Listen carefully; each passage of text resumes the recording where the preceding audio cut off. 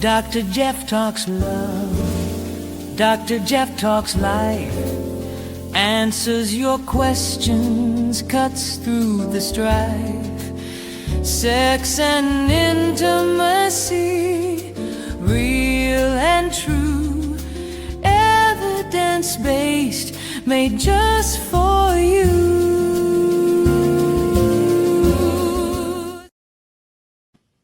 Hello, welcome to Dr. Jeff Talks About Sex and Intimacy, the podcast where we have honest, evidence-based conversations to help you build healthier relationships, deeper your intimacy, and have a more fulfilling sexual life. I'm Dr. Jeff Albaugh, your host, and whether you're joining us for the first time or if you've been with us from the beginning, I'm grateful that you are here. So thank you for being here. This is episode 79, Erotic Connection in Real Life. Love, desire, and long-term intimacy.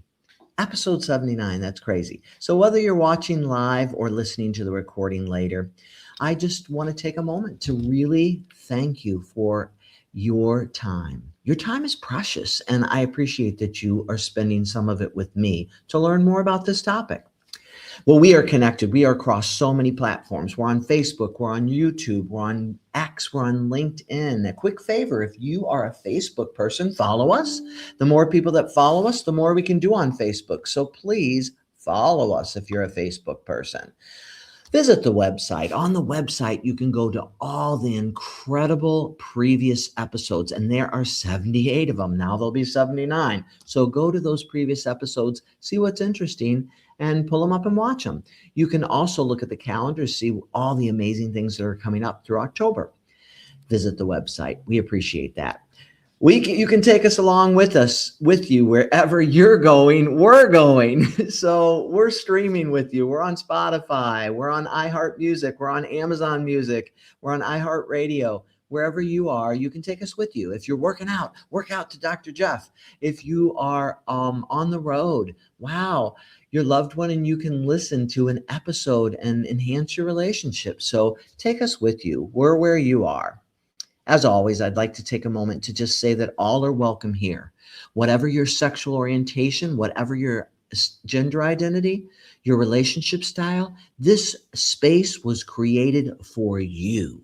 So thank you. I'm so glad you're here. The mission of the podcast is really simple. It's to empower and enlighten you with the evidence-based, that's the scientific-based information that improves your sexual health, that deepens your loving relationships so you can live your one miraculous, wholehearted life with more love. Who doesn't want more love? Today's episode is a little different than originally planned. This is the thing about live episodes. I was scheduled to be joined by a special guest, but sometimes life has other plans. Rather than postponing this important conversation, I decided to spend this time together talking with you about a topic that comes up almost every day in my clinic, in the clinical practice. And it's about how we keep desire alive in our relationships. Great topic. One of the biggest misconceptions about desire is that if the spark fades, something must be wrong with that relationship. The truth is that desire isn't something that we either have or we lose forever. It's something we nurture. Like trust, friendship, and emotional intimacy, desire requires attention, curiosity, and intention, purpose and intention. Over my 30 years specializing in sexual health, I've worked with thousands of individuals and couples who worried that they had somehow failed because their sex life didn't look like it did at the beginning of their relationship. Well, most people's don't look the same as they did at the beginning of their relationship. The reality is that relationships evolve. Our bodies change. Stress, careers, parenting, caregiving, illness, medications, aging, all these things can influence our desire. None of those changes mean that intimacy has to disappear. It doesn't. Today, we're going to explore why desire changes, some of the science behind spontaneous responsive desire, common myths that create unnecessary shame, and practical evidence-based ways to reconnect with your partner. So, before we go any further, let's begin. I'm going to pull up my presentation and we're going to jump right in with erotic connection in real life. How do you keep that erotic connection alive? That has to do with love and desire, and also how do you do that in a long-term relationship? Well, that's what we're going to unpack today.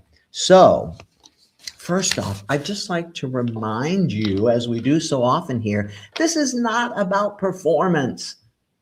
When you come into that intimate space, you want to be authentic and fully present. It's not about performance.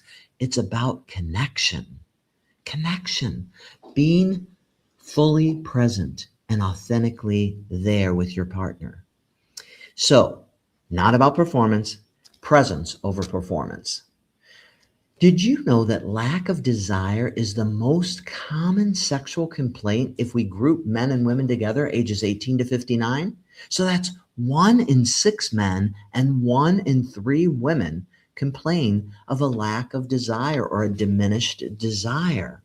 So today our goal is to normalize that conversation about how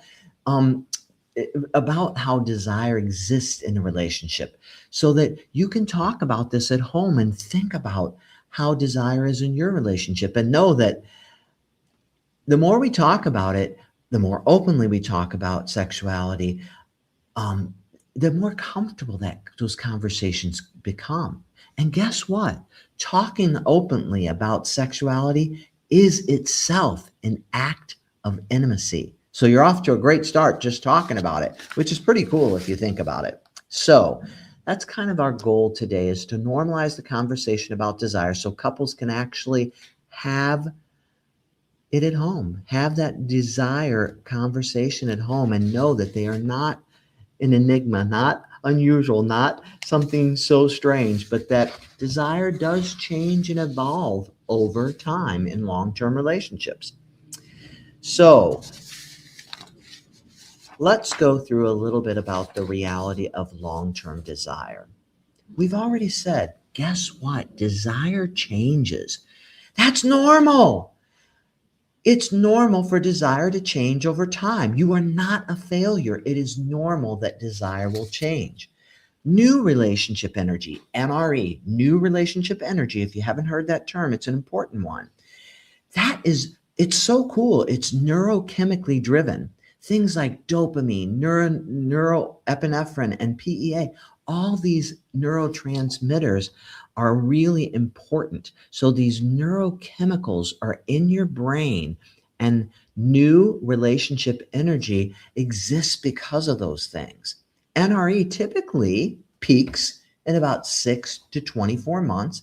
Then it naturally stabilizes. So it increases, it peaks, and then it stabilizes. So the shift from passionate love, that, oh my gosh, I'm so into you, I can't think of anything else, I can't possibly exist anywhere beyond what's happening between you and I, that really passionate love and that driven passion turns into compassionate love, which is this is a biological expectation, because that NRE is going to settle. It's going to naturally stabilize, and then we turn things from passionate love into compassionate love. This transition is not the end of your erotic connection with your partner. It's actually the beginning, just the beginning of chosen intimacy, the choice to stay together, the choice every day to love in this incredible way. Love is an action. It's a choice.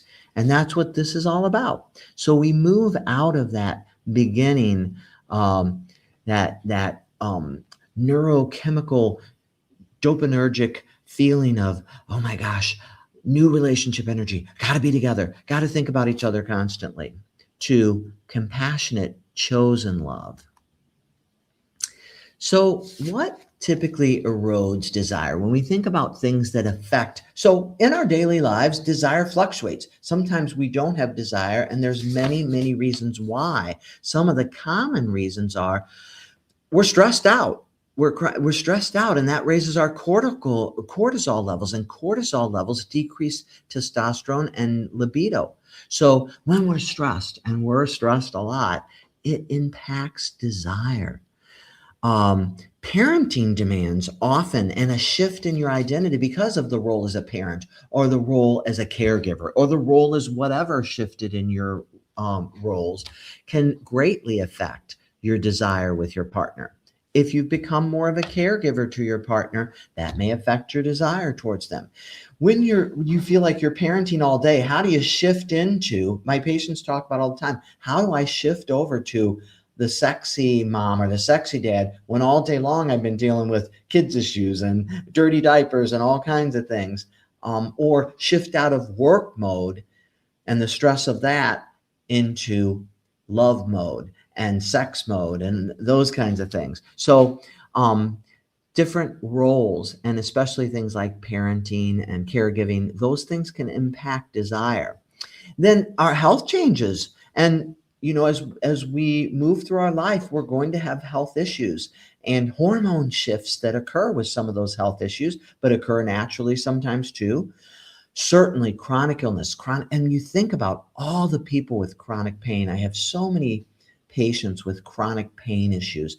I have many patients. You think about the most common diseases that we have are chronic, like hyperlipidemia, that's high cholesterol, coronary artery disease, that's, changes in blood flow in the arteries throughout the body that causes blood flow changes, diabetes. So many people have these chronic diseases, and all of them can impact blood flow, hormones, nervous conduction, sexual function. Because remember, sexual function is about blood flow and nervous conduction and hormones, and all those things can be affected by some of these illnesses, these chronic diseases. Medications can affect it too. So many, many things that may be going on in your life might be affecting your desire. Then, of course, emotional disconnection and unresolved conflict. My patients talk about all this time, my partner wants to have sex, but I'm still upset with them and I can't get past that. We'll talk a little bit more about that in a few minutes. But some people they can't move past that emotional disconnection and distancing that occurs from unresolved conflict in the relationship. Then two things get rogue and routine and predictable, and we don't have novelty, which increases dopamine too. So those neurochemicals are super important. And sometimes when we get in this pattern of constant whatever, we lose some of the excitement that comes with the novelty and the mystery and curiosity of what might be in terms of intimacy and sex. Body image concerns. I know as I get older, you're always like, oh my gosh, clothes cover all kinds of things up. And as we get older, it's more difficult to keep everything up where it belongs and keep ourselves really healthy. But our body changes and it shifts. And I know as I've aged, hairs are growing places they're not supposed to grow, your ears and your back. And I have all kinds of complaints from my patients and my friends and myself. I'm like, why do I grow hair on my shoulder now? How weird, And it's like, or my ears, really? I mean, it's like, it's just bodies change, and your image of yourself changes greatly with that. So, and there's certainly age-related things, and so many people are self-conscious about their bodies. Sometimes it's like, oh, don't turn on the lights when we're having sex. My patients will tell me, don't turn on the light. I don't like the lights on. Or I don't want to be totally naked because I don't like my body. Well, that can be challenging. We need to learn to love the body we're in and accept it, but it can be difficult because our body changes. And sometimes we feel like, I feel like sometimes this is not pretty. These saggy love handles are not pretty. So I get it, and I hear it all the time, but body image changes are a big deal. And just fatigue, we're tired, we're so busy. We're physically and emotionally fatigued, and that can really take a toll on us when it comes to desire and sex. We like to think we can do it all. We can work, we can take care of the kids, we can take care of our parents, we can take care of ourselves, and we can be sexual and all those things. But it's hard to fit it all in and get it all done and make it all happen and feel like you want it to happen. Sometimes you get to the end of the day, and I don't know about you, but I'm like, I can't even think anymore, much less anything else. Or I lay down, and before my head even hits the pillow, I feel like I fall asleep. As you get older, you have things like mouth guards because you grind your teeth like I do, and maybe too much information. But bottom line is, what happens is I'll fall asleep before I get a chance to go to the bathroom and put my mouth guard in. My patients tell me the same things. It's like sometimes I'm asleep before I can get my CPAP out or whatever is going on. So fatigue is a big deal.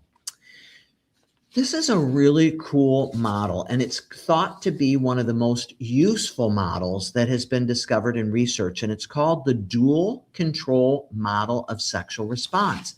And I think if you understand this in terms of your sexual accelerators, what turns you on and makes you have more desire, and what breaks or decreases desire, you'll understand a little better what's going on. It was developed really by Bancroft and Jansen at the Kinsey Institute. And at the end, I have the references for all this if you want to see the science behind it. I love this model because it helps you understand what is going on with your desire. So sexual excitement system, SESS, the sexual excitement system responds to sexually relevant cues. And that's your accelerator. You're kissing, you're hugging, you're touching, you're petting, you're seeing things that turn you on, you're thinking things that turn you on, you're reading erotica, whatever's happening that is accelerating or exciting you. And then there's your sexual inhibitory. This is your brake system. So we have the accelerator system, now the brake system. The sexual inhibitory system responds to perceived threats or distractions. And that's the brakes. So you're in the middle of sex and one of the kids is pounding on the door, and that puts the brakes on, right? So that is a inhibitor, part of the inhibitory system, and that's your brake system. So believe it or not, we have these accelerators and we have these inhibitors. So we have the excitement and the inhibitors, and excitement is our accelerator, like the gas we push when we want to go faster and when we feel more desire, and the brakes kind of put a hold on everything. But believe it or not, most desire problems in long-term relationships are not because of a broken accelerator, because I don't get excited when I hear erotic things or when I'm kissing or touching or being with you. It has more to do with an overactive brake system. I have a lot of stress in my life. I have a lot of other things going on that are getting in the way of sexual thoughts and sexual and intimacy with my partner. So what are common brakes? What puts the brakes on it? Well, stress. We said that for sure. Body image. Remember we talked about that? How I think about myself. It's like if I don't think of myself as sexy or something's not working quite right, so I'm worried about it not working right, like my erection's not being there or something like that, that's going to be a brake. When it's going to put a brake on your desire, because the thing is you have less desire because you're worried about, but then I always have trouble keeping those erections during sex or whatever. Or I don't lubricate right. Many women complain of that. Those are the two most common complaints besides desire. With men, it's erectile dysfunction, difficulty getting and keeping erections. With women, it's vaginal dryness and discomfort during sex because of that. So so those are some of the body changes. But in addition, relationship tension. You're not getting along. Some people can have sex when they're not getting along, but many people cannot. They don't feel emotionally connected and emotionally engaged. We're distracted with a million different things. We don't have time or energy for sex. And then also performance anxiety. Well, I've struggled with this in the past. Now I'm worried about it in the present situation right now. So Emily Nagoski, who wrote the book Come As You Are, and she is an amazing researcher in sexual health. She says the question is not why don't I want sex? Why don't I want sex? But what is stepping on my brake? So what's stepping on my brake for sex? What's putting the brakes on for you? Well, it's like, gosh, I didn't used to have this gut. That kind of is putting the brakes on it. What is it for you? Wow, I have so many things on my plate. What's putting the brakes on? Oh, well, society says sex has to be intercourse, and I'm not comfortable with that. Who says sex has to be intercourse? There's plenty of other things to do, but that puts brakes on it. What puts the brakes on for you? That's the real question. So, when I think everyone out there understands spontaneous desire, that drive. You may think of words like "I'm horny" or you really want sex, or you have this really strong drive towards sex, which is sort of often thought of as a hormonal sex drive. That's why we call it a drive. But that's spontaneous desire. But most adults in long-term relationships, believe it or not, in those long-term relationships experiences, responsive desire is more common. What they usually have is more responsive desire than spontaneous desire. That's normal. It's clinically normal. The research says you are normal. And what I'm telling you is if you don't have that, oh my gosh, I'm always horny, I always want sex out, that is very normal. Responsive desire is the norm, especially in long-term relationships. So you're just know that there's nothing wrong with you, that responsive desire is the way that it usually goes during sexual arousal. So what's spontaneous desire? That's, again, it arises without context or stimulation. It's more commonly early in the relationship. It's more common in men. So that's that drive. Oh, I just feel such a need for sex. Some people have it. And especially when we're younger, we have it more often, and men have it more often than women. These are generalizations, but they're research facts. Responsive desire emerges in response to stimulation, to context, connection and context, to emotional connection. Rosemary Bassan did some wonderful research that looked at this, and study after study has shown that responsive desire is often the norm. Responsive desire is not lower or broken than spontaneous desire. It's just as important. It simply requires a conducive context. It just requires connection. It just requires stimulation. It doesn't just come out of nowhere like spontaneous desire can come. Hope that makes sense. All right, responsive desire is a really important concept to understand, because if you're like most people, you're saying to yourself, I don't have that guttural spontaneous desire. But when things get going, I really do have some excitement and desire and want to get involved. Or sometimes as we move along and we feel deeply connected, we come around to, yes, I am starting to feel some desire. So partners who understand this concept stop waiting for desire just to happen spontaneously. Oh, it's just going to happen. It always happens. And they begin creating conditions where it happens. And that's why it's so important in a long-term relationship to understand responsive desire. Create those situations where it can easily happen. And that can be a lot of fun. So responsive desire, really, really important concept. I want to talk just a little bit next about emotional safety. And emotional safety is the foundation of erotic desire. You cannot be erotically present when you do not feel safe, period. I see a lot of patients who've had past traumas, whether it's sexual trauma or other traumas, and that makes them feel unsafe, even in situations that they may or should feel safe. Safety is an essential foundation. Emotional safety is an essential foundation to erotic desire. So, psychological safety is simply a prerequisite for me to feel sexually vulnerable, for you to feel sexually vulnerable. It has to be present. So, unresolved things, and this is what I was talking about before, when there's unresolved resentment, when there's unresolved contempt, that's personal upset with the other person or criticism.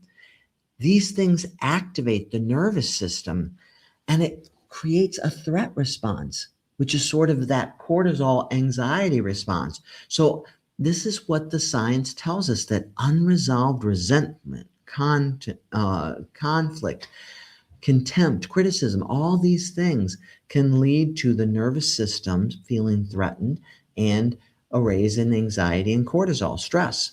So, a regulated nervous system, the parasympathetic state, is required.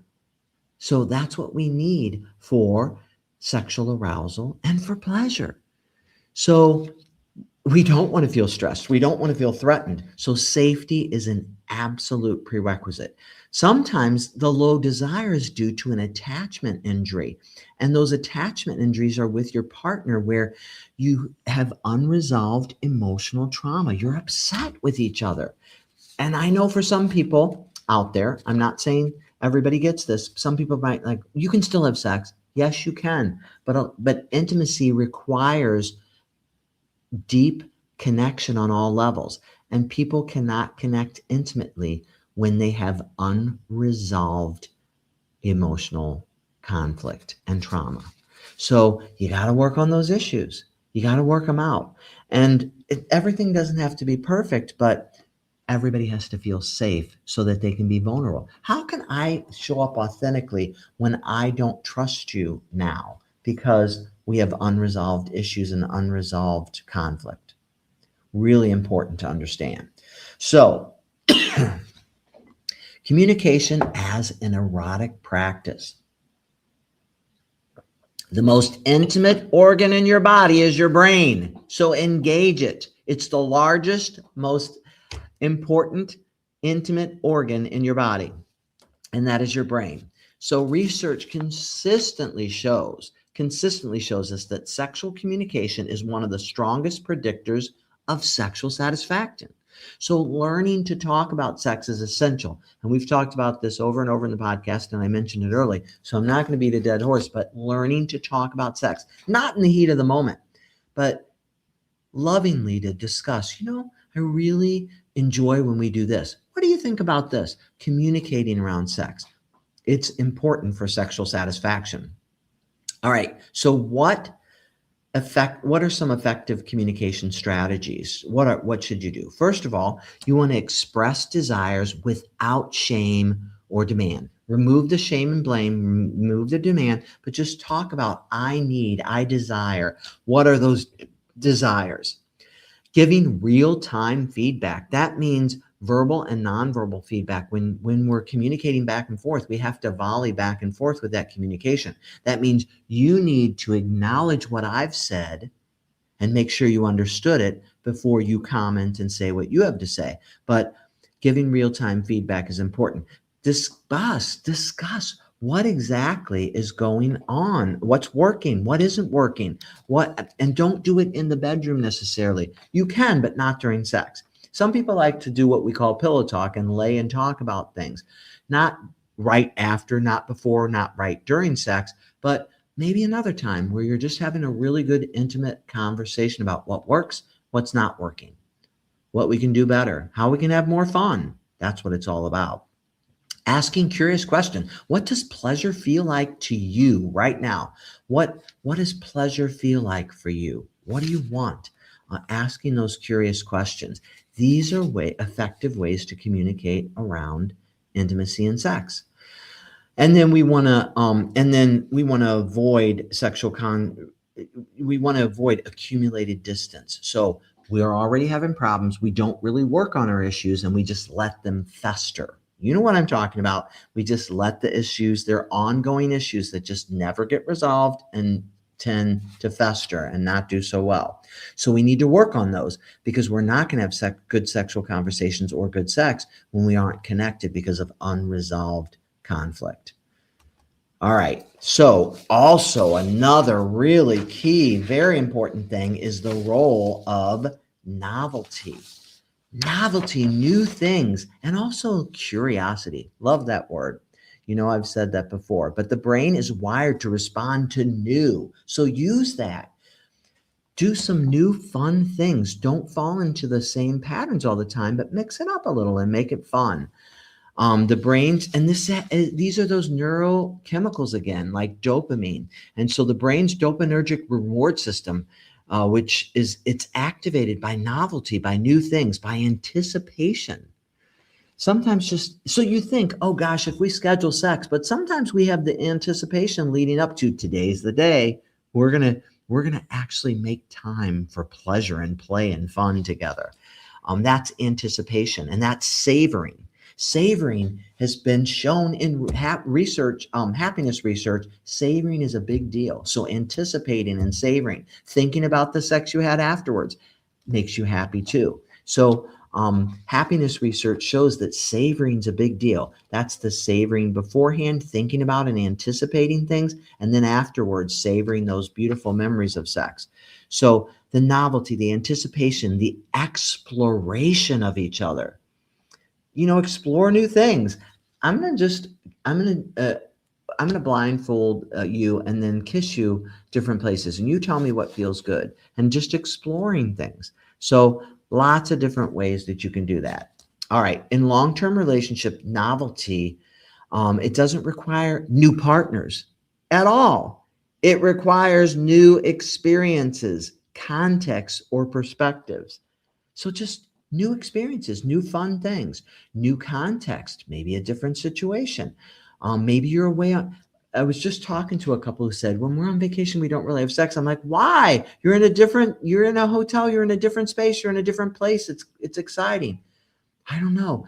Or they're like, we're in someone else's house. Well, can you don't have to necessarily expose yourself in someone else's house, but it can be really fun to be in a new context or a new place. So new context or just a new perspective on things. Mix it up a little bit.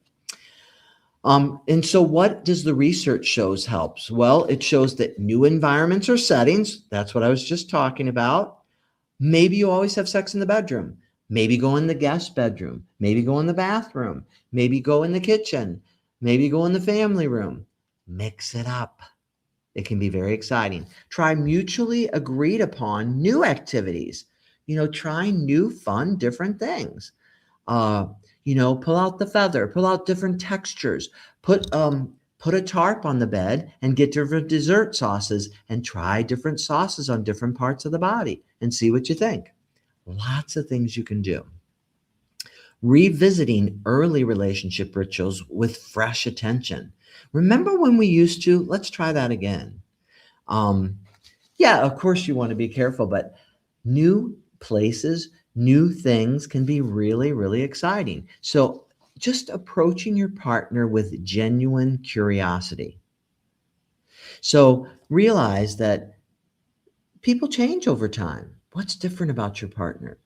What's new? What's exciting? Do you know who they are right now, right here, right now? Have you been paying attention? That turning towards the Gottman research shows is so important. Are you still curious about your partner? Really important. So we've had several episodes, and we have another one coming up we have another panel on playfulness. Play is a really important thing, but playfulness, humor, and erotic energy is super important. Desire doesn't always have to be serious. It really doesn't. It can be lots of fun. Play is neurobiologically appropriate and important. It reduces threat. It increases oxytocin, which is sort of a connecting neurochemical, and it opens the nervous system. So that's a neurobiologic state occurs when you play. So play together. Couples who laugh together regularly report higher sexual satisfaction. So playful communication is things like, I am safe with you. I don't need to Playfulness communication. I'm safe with you. I don't need to perform with you, but maybe sometimes it is. Maybe I'm going to put on a little costume and perform with you. Let's have fun together. But you get in a space where you're like, it's not about performance, it's about pleasure. So we can have fun, we can play together. Erotic energy can live in appropriate teasing, not inappropriate teasing, but appropriate teasing, inside jokes. It's like only you two know this specific thing. When you look at each other, you're like, oh my gosh, that brings to mind something only you know, which can be a really cool thing. Physical play, playing physically together, tickling, cuddling, lighthearted flirtation. When was the last time you grabbed your partner's butt? Or you came up behind and kissed him on the back of the neck? Flirtation, what would be meaningful for your partner? So think about those things, and how can you add play into your love play and your sexual repertoire? We want to be intentional about our connection. I know we think everything will just happen, but we move from passive to active. Desire in long-term relationships is a practice.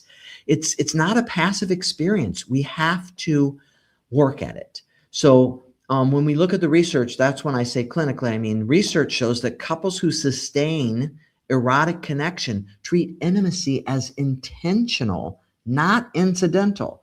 Not it happens accidentally, but I'm making sure it happens. I want it to happen. Everybody wants to be desired and wanted. The Gottman Institute's research shows that emotional bids, that's positive bids towards each other and turning towards your partner. When they say something, are you listening? Do you put your phone down? Do you turn towards them?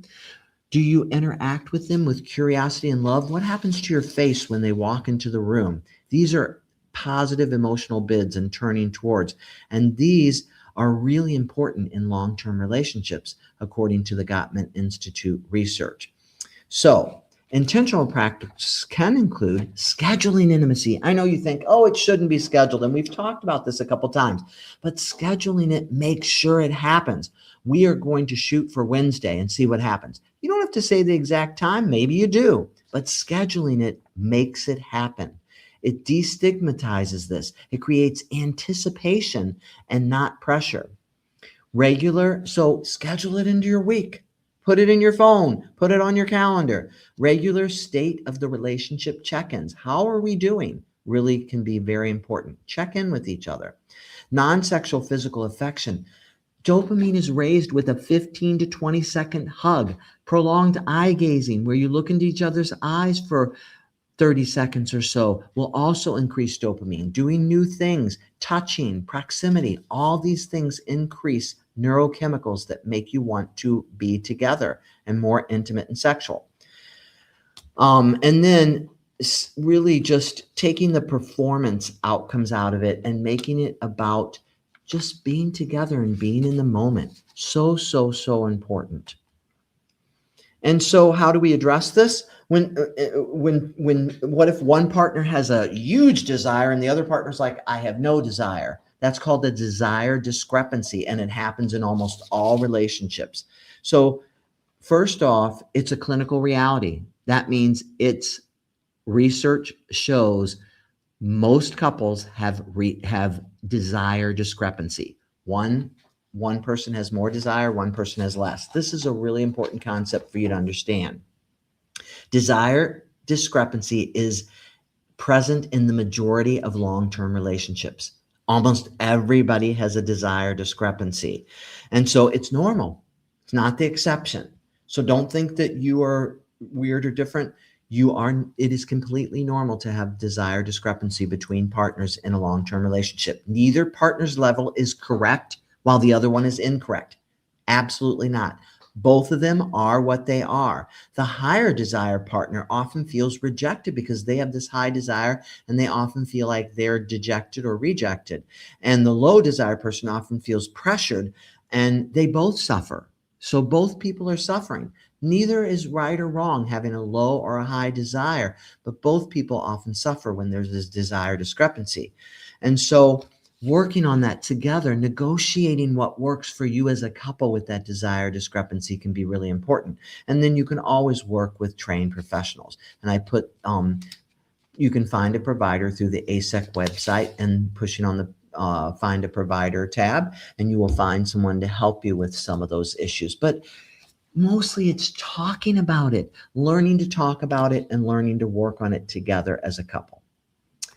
So we've unpacked so much stuff today, but mostly I think what's important is that desire in long-term relationship is a shift from spontaneous desire to responsive desire. It's expected, it's normal. Responsive desire is where you feel more connected. It has to have context, it has to have stimulation. It doesn't just happen out of nowhere, but it's normal in long-term relationships.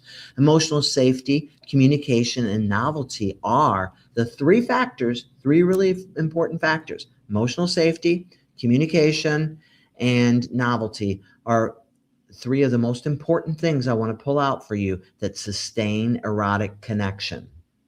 So if you don't remember anything, those three things are super important. Playfulness and non-sexual affection maintain that erotic atmosphere between intimate encounters. So kissing, hugging, all that affection is really important to that erotic encounter too. Foreplay, it doesn't just start a few minutes before or when you get into bed. It starts really about 24 hours beforehand. That's when foreplay really begins.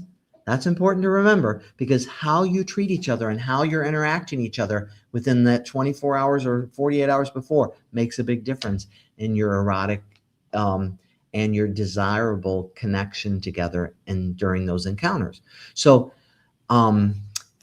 intentional, proactive investments, planning that connection predicts long-term sexual and relationship satisfaction. So making sure you're infusing your relationship with intimacy and sex, it's not going to happen unless you put it in there intentionally.